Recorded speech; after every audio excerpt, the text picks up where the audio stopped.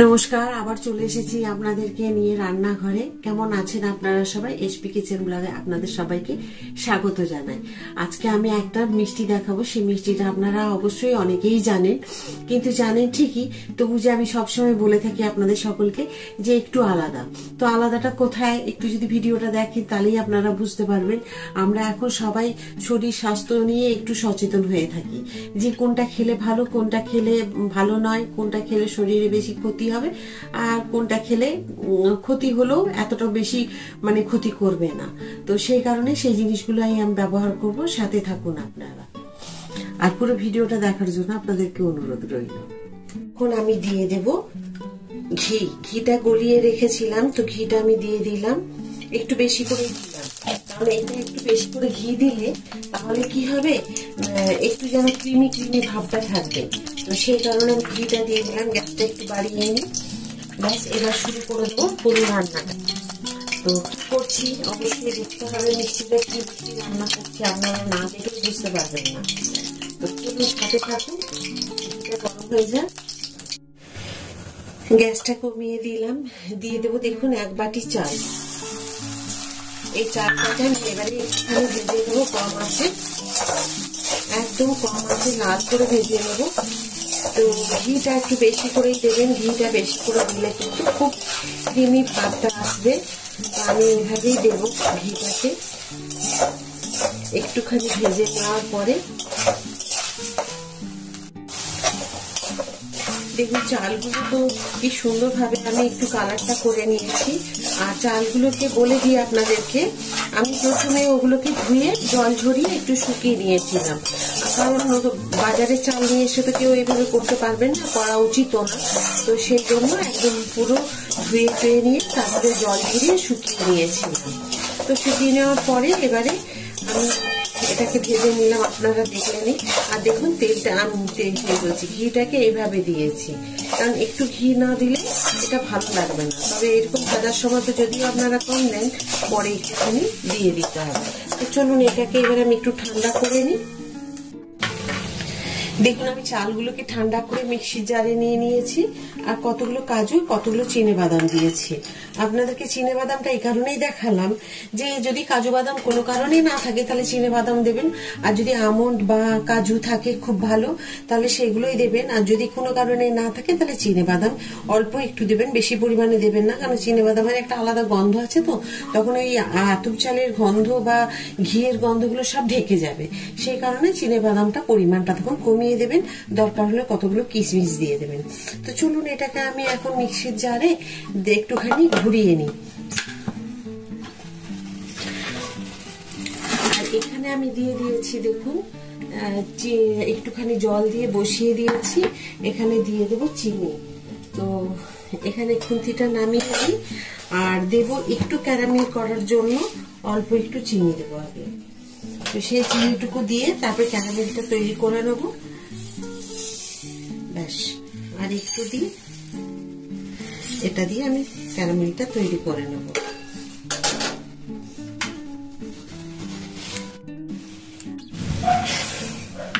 দেখুন এখানে ক্যারামেলটা হয়ে গেছে। এখানে আমি দিয়ে দেবো কিছু গুড়, কারণ অনেকে আমরা স্বাস্থ্য কথা চিন্তা করে আমরা কিন্তু চিনিটাকে অ্যাভয়েড করি। তো তার জন্য আমি দিয়ে দিলাম দেখুন গুড়।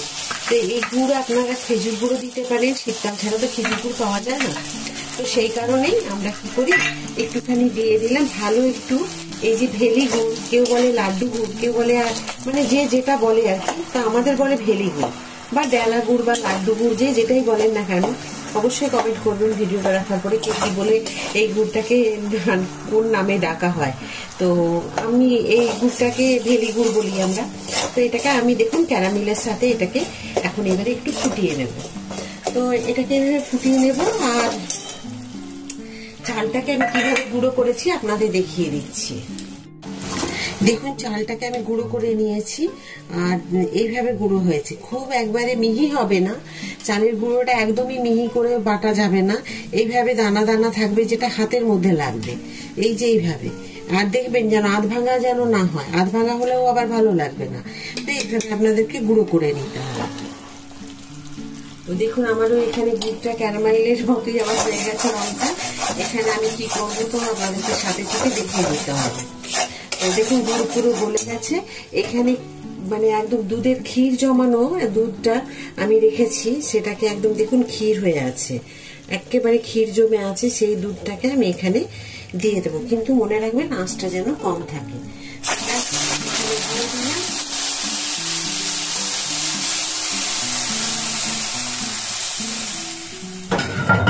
এবারে এটাকে একটুখানি নাড়াচাড়া করে দিতে হবে, কারণ এই চিনিটা যতক্ষণ না গুড়টা গলে যাচ্ছে দুধের সাথে, তাহলে কিন্তু সেটা ভালো হবে না। কারণ এটা গলে না গেলে পুরো ডালা হয়ে থাকবে গুড়ের যে ক্যারামেলটা বা গুড় যেটাই বলুন না কেন। এখানে দিয়ে দিচ্ছি আমি এই যে 10 টাকা প্যাকেটের একটা দুধ, কারণ এর থেকে যদি আমি বেশি দিই তাহলে কিন্তু দেওয়া যেতে পারে, কিন্তু আমার পরিমাণটা একটু দুধের কম আছে। এবারে এটাকে পুরো হাতা দিয়ে মিলিয়ে দিতে হবে। তো আমি এটাকে কম আছে, এটাকে এইভাবে ডাল গোটা দিয়ে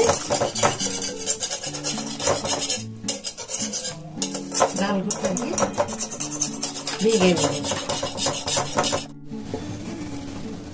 দেখুন দুধটা মিশিয়ে নিয়েছি, এখন দিয়ে দেবো আমি এলাচের গুঁড়ো। আপনারা চাইলে এলাচের গুঁড়ো দিতে পারেন, বা মিঠা আতর বা গোলাপ জল, যে ফ্লেভারটা আপনাদের ভালো লাগবে। যদি ম্যাঙ্গো ফ্লেভার ভালো লাগে তাহলে এখানে ম্যাঙ্গো ফ্লেভার দিয়ে দেবেন, চকলেট ফ্লেভার ভালো লাগলে চকলেট ফ্লেভার দেবেন, যেটা আপনাদের ভালো লাগে সেটাই দেবেন। এখন এবারে আমার দেখুন সমস্ত মিশে গেছে। এবার আমি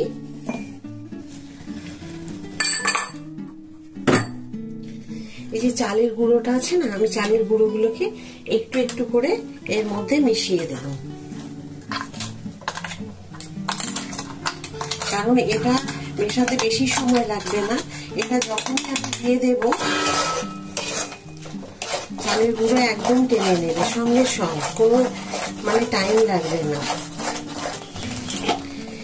এবার যখন এটা একদম শুকিয়ে শুকিয়ে আসবে তখন আবার উপর থেকে একটু ঘি দিয়ে দিতে হবে, কারণ এটা ঘি যতটা দেবেন ততটা কিন্তু এর যে ক্রিমি ভাবটা চলে আসবে। যত আপনি ঘিটা দেবেন তত কিন্তু ক্রিমি ভাব আসবে, আর ঘি দিলে এর স্বাদটাও বেড়ে যাবে। সেই কারণে আপনারা ঘিয়ের পরিমাণটা যদি দেন খুব ভালো, আর যদি না দেন কোনো ব্যাপার না। আমি আবার পরে দেখিয়ে দেবো কিভাবে ব্যবহার করবেন ঘিটাকে। দেখুন আমার এটা একদমই পুরো রেডি হয়ে গেছে। এবারে এইভাবে করে নিতে হবে, কারণ যখন দেখবেন কড়াই থেকে একদম পুরো ছেড়ে চলে এসেছে, ঠিক এইভাবে করে নিতে হবে। তো আমি তো আপনাদেরকে দেখালাম যে কিভাবে এটা করতে হবে, তো ঠিক এইভাবেই করবেন আপনারা। এবার আমি একটা টিফিন কৌটোতে ঢেলে নেব, যেমন এই টিফিন কৌটোটার মধ্যে আমি একদম ঘি মাখিয়ে রেখে দিয়েছি, এটার মধ্যে ঢেলে নেব।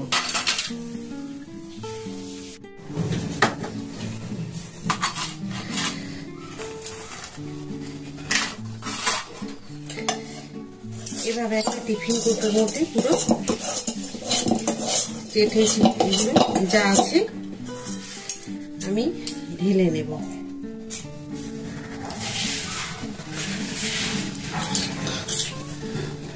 দিয়ে এভাবে চেপে দেব।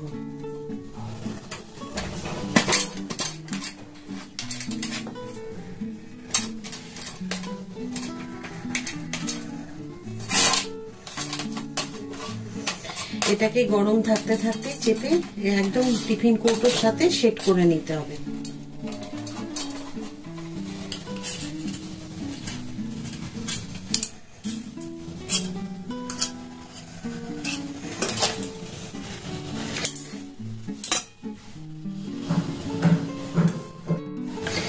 দেখুন একটু ঘি বেশি ব্যবহার করার জন্য বেশ ওপরটা ক্রিমি ভাব আছে, আমি উপর থেকে আবার একটুখানি করে দিয়ে ঘি দিয়ে দিয়ে একটু, এটা যাতে না একদম বোঝা যায় যে আমি কি দিয়ে করেছি, সেটা আপনারা নিজেরাও বুঝতে পারবেন না, ওই জন্য একটুখানি উপর থেকে ঘি ব্রাশ করে দিতে হবে। আমি এইভাবে চামচ দিয়েই করে দিলাম, তাহলে কিন্তু একদম দেখবেন দোকানের কালাকাঁদের মতো দেখতে হবে। দেখুন আমার কালাকাঁদটা রেডি একদম। আমি এখানে এখন ঢাকা দিয়ে দেব, আর যদি ফ্রিজে রাখি তাহলে 8 ঘন্টার মধ্যে হয়ে যাবে। তো আমি ফ্রিজে রাখবো না, আমি বাইরে রাখবো 1 ঘন্টার জন্য।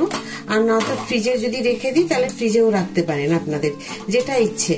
তো এইভাবে এই অবস্থায় আমি 1 ঘন্টার জন্য বা 1.5 ঘন্টার জন্য বাইরে রেখে দেবো নর্মাল ভাবে রুমে।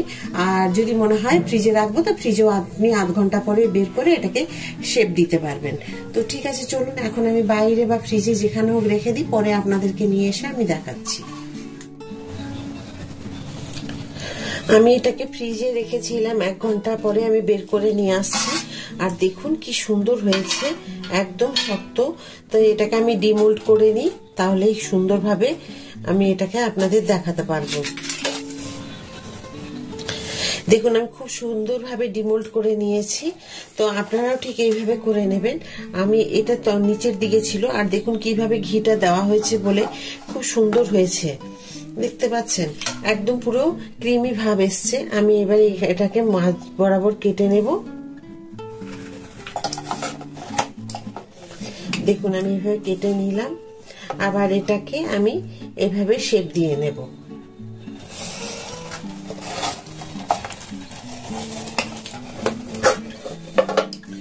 খুব সুন্দর ভাবে হয়েছে কাটা এটা।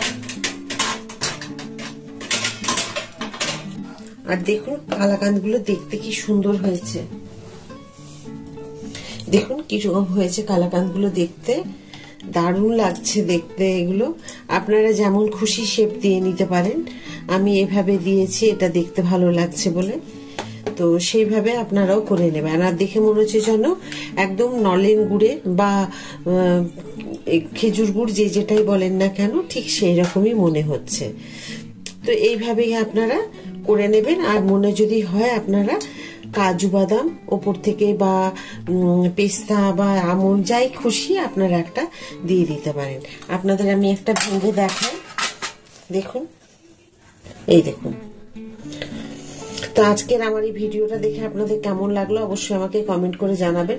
যদি ভালো লাগে তাহলে একটা লাইক করে দেবেন, সাবস্ক্রাইব করতে একদম ভুলবেন না। যেমন আপনারা সব দিন আমার সাথে থাকেন, ওইভাবেই আমার সাথে থাকবেন। আবার একটা নতুন ভিডিওতে নতুন রান্না নিয়ে আপনাদের কাছে আমি চলে আসবো। সবাই ভালো থাকুন, সুস্থ থাকুন, এই বলে আজকের ভিডিওটা শেষ করছি। নমস্কার।